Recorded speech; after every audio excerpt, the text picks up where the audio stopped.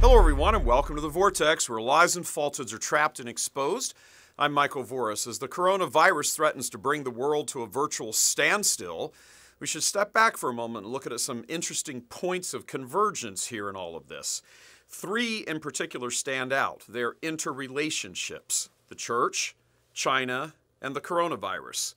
Let's tackle China first, a nation whose leadership is bent on not just being the mythical #1 nation in the world, whatever that means, but world domination.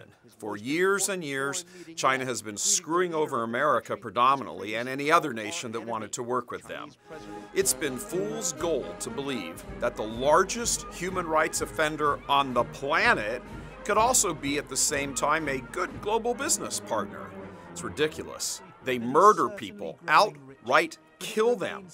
They have what amounts to a concentration camp system in place for political or religious prisoners. They forcibly abort all children except the first one. China is an evil empire run by godless, bloodthirsty leaders, atheist Marxists. The hammer and sickle speak for themselves. They are instruments meant for violence, to deny individuality, and to demand submission to the state. The God-given dignity of the human being is completely ignored.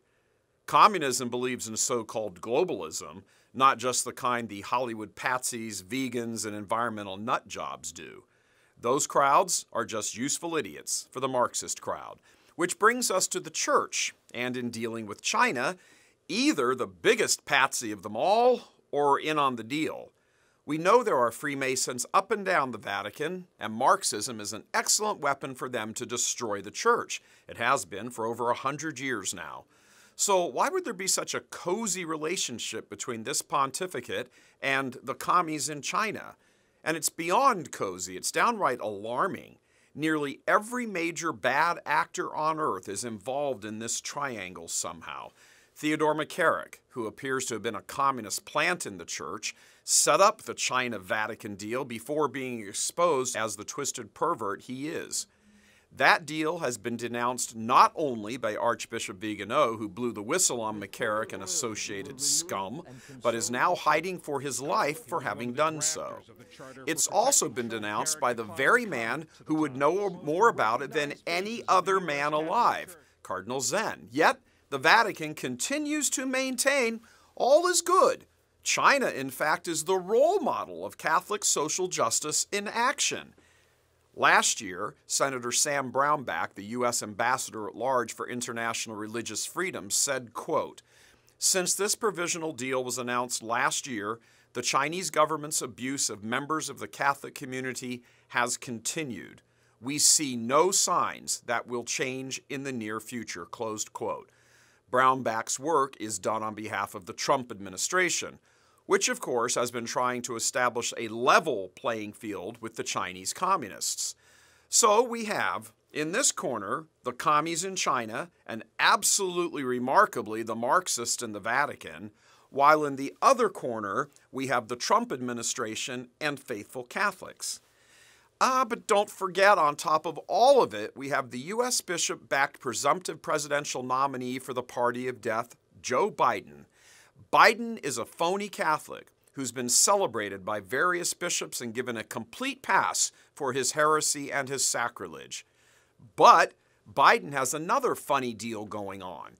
He's an actual supporter of China. In the 1990s, Biden was instrumental in obtaining for the Chinese commies the status of most favored nation during his term as senior Democrat on the Senate Foreign Relations Committee. Biden was able to get the Senate to simply sidestep and then vote down the tying together of the human rights violations to economic considerations, and American workers were from henceforth screwed. Likewise, when he played the role of giving Obama some creds on foreign policy as Obama's Veep, China's situation only got better economically, and the American worker suffered more.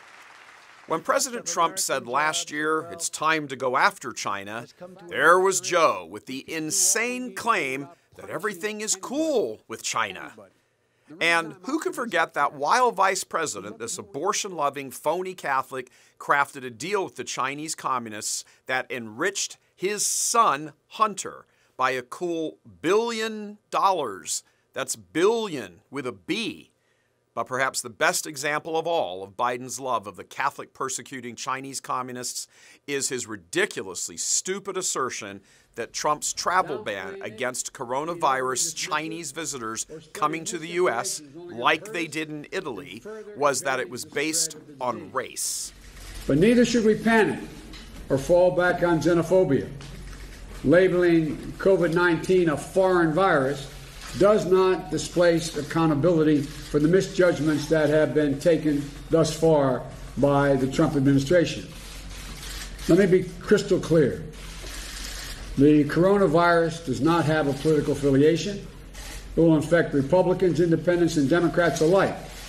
It will not discriminate based on national origin, race, gender, or zip code. And travel restrictions based on favoritism and politics rather than risk will be counterproductive. Even many average Joe Democrats are finding that claim hard to swallow. Coronavirus is the third cog in this very weird wheel. Remember, the Wuhan virus originated in China, a fact they're now lying about through a massive propaganda assault in various organs of social media, actually blaming it on the U.S. Army in some kind of secret biowarfare operation. And yes, for those of you connecting all of these dots or keeping score at home, the same virus that has caused bishops all over the world, including the U.S. and especially Rome and Italy, to shut down parishes and cease all masses. Perhaps all of this is just some big coincidence, but it does make for a very interesting constellation.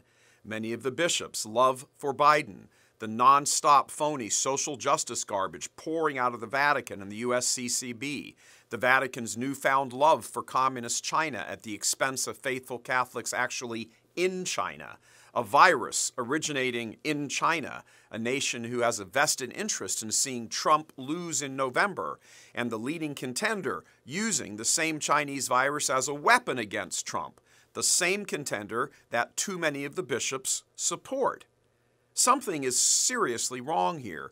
Too many stars are aligned, too many dots just too easily connected. The Vatican, McCarrick, the Chinese Accord, ranking U.S. prelates' admiration for Biden, the coronavirus now destabilizing markets, not to mention killing people all over the world, as well as bringing the sacrifice of the Mass to a virtual screeching halt, to an upcoming election where the party of death nominee is a China ally and cheerleader. It's all just too weird. And, oh yeah, Vatican, just exactly where is that report on commie agent McCarrick, whose shenanigans elevated China even more and gave permission for Vatican Marxists to sing the praises of the atheist Marxist regime? You know, that report.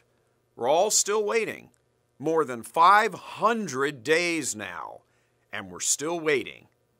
There can be no doubt when the damage is this severe and the players this evil that there are gigantic evil forces just off stage, just behind the curtain. Too many coincidences and relationships, way too many. There are always massive forces just off stage, but when the sacrifice of the Mass is directly touched upon, we have moved to a different universe. Pray and fast. Pray and fast. God love you. I'm Michael Voris.